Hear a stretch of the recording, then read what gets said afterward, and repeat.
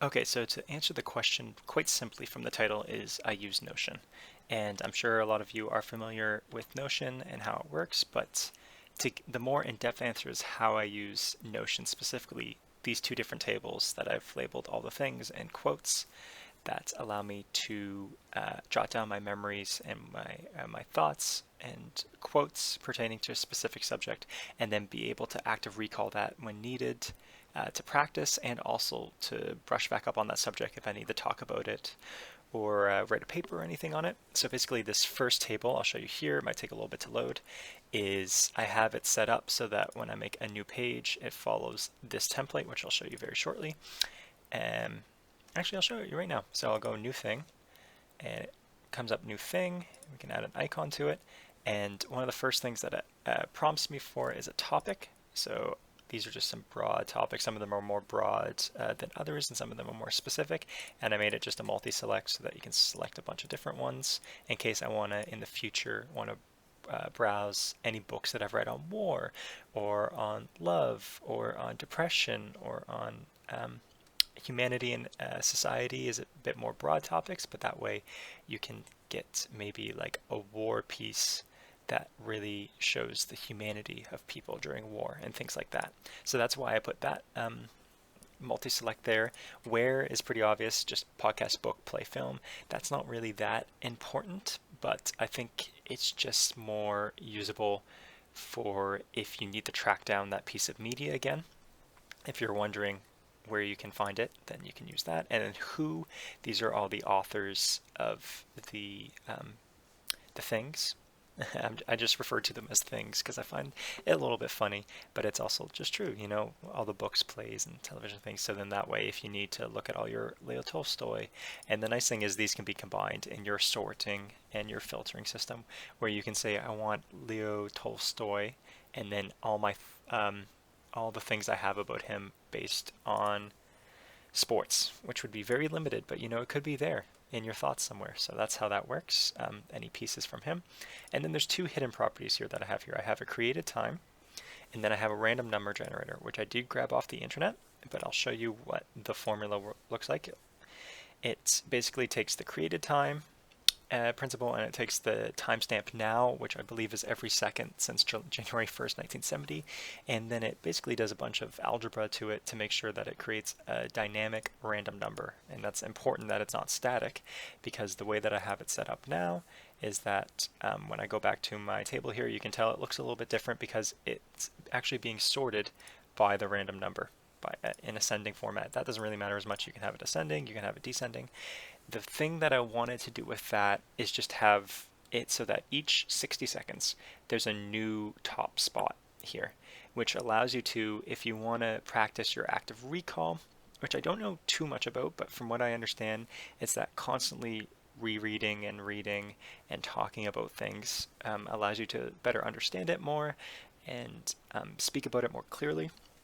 And then this allows you to be able to do that, because then I can just come up here and I can see right now 60 seconds hasn't passed, so a new random number hasn't been generated, but I can log in the morning and I can be like, oh, Socialism, Utopian and Scientific by Friedrich Engels. I haven't read about that in a bit, and I can open it up. And I don't have anything written for this. I guess I didn't leave any notes, which is weird, but I have to check it. But look, now Anna Karenina is up here, and I haven't put my notes in here yet, but I do have 10 quotes linked to it here. And so this is another thing. I have this add quotes button, which now is just part of my template. This is a bit vestigial because I have this add quotes template where this is already baked in here. And now this is a good time to start talking about the quotes, but we'll finish off this. So I'm going to just delete this new thing that I had here and show you how I populate specific pages. So specifically for my thoughts, this is the book that I'm reading now, this Street Art and Graffiti. And I have it populated like this so that these are different headings on these different thoughts, and then this quotes is always baked in here. And then this is not a good example for the quotes because I have it filtered by the source, which is street art.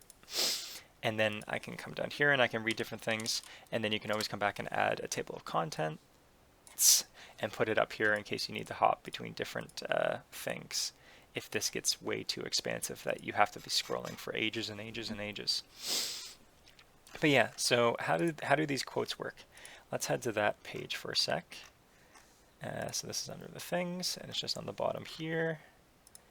And I basically have it set as a gallery view and a board view and then a table view. And I'll just show you, I'll pick a random one about death, and I'll show you the different things. So I have topics and feelings, which is something that is only for each of these quotes overall. So when I read this quote from Slaughterhouse-Five, I think it has the feeling of sadness, it deals with death, and it deals with war. And then I have this property, which is a roll-up source, which basically, pulls where it's from, which is great, so it communicates with the other table. It has who says it, Kurt Vonnegut, which is another roll-up who pulls the author from the things table. And then it has topics, which is also another roll-up, which pulls it from the source. So these are all auto-populated, and I just have to put these in for it. And these are honestly maybe a bit more confusing and a bit extra to include them there, but this is the main thing for sorting the different quotes, and that's how I have these organized, is I have them sorted and grouped by the different quotes. So this allows me to, when I'm looking at all my quotes, I can come in here, and if someone who I know is experiencing a tough time with death, like a member in the family or something here, I can come here and I can browse all my quotes I have saved about death.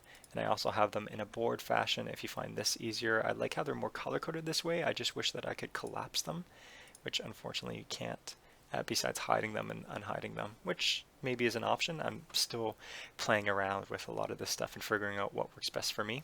And the thing I don't like about the board view, I like how it's color-coded, but you have to scroll all the way down to read them all, which is not as fun. And then I have this table one mostly just to manage them, because this doesn't look that great. And I have them wrapped right now too. But yeah, so that's a good way of how these two boards communicate and stuff. And you can come here, now I have a new one on top. And as I was saying before, I'm not too invested in the active recall of it right now. I kind of just do it when I log into this page to add something new. I'll pick the top one here, the elephant vanishes, and read all the quotes from it. And basically how I have this set up is this gets populated automatically, and you just have to come here, filter, and filter it by the source, and the source is obviously the source that it's from. And now these are only quotes from the elephant vanishes. So you can see I have a bunch of them. And then I can be like, I'm active recalling this, and I could be like, oh yeah, Haruki Murakami's prose, this is really good. I'll have to read this here. And then this could also be found, does he have some about ennui here? He has a really big one here. And if this is found in this page, I'll be reading it here, and maybe I'm talking to someone about ennui, and I'm like, do you know what? Love and ennui. And I'm just like, do you know what? That sounds right down your alley. And then I already have it populated where I'm like, you should check out The Elephant Vanishes by Haruki Murakami. And then let's say we start talking about it. This isn't going to be a great segue, because just imagine I do have notes here. Then I would come here and I would read all my notes for it. And I would be like, yeah, I thought it was really interesting. This short story, I thought it would blah, blah, blah, blah, blah. So it just allows me to be able to communicate about pieces of art, pieces of culture so much more easier. And the great quote of just like, your brain is for having thoughts, not for storing them. This is basically where all my thoughts on art and culture is to be stored in the future. I'm slowly, you can see there's a lot of books right now, but I have a huge letterboxed compendium that I would love to someday transfer into this as well. But yeah, so that's how I'm using this right now after about, I think I made this 2 weeks ago, and I've just been slowly populating it. I haven't gotten to the active recall stage. Maybe at some point I'll have these more towards the bottom, and I'll have like a quote of the day section, and I'll have active recall habit tracker over here, so that it picks one and only shows one in a table view, and then I do a checkbox, and then that does a habit tracker thing. But I'm not much one for habit trackers as of right now. If I do, I normally do that exteriorly on Todoist. But yeah, that's how I go about it, and I hope that works in some shape, way, or form for you.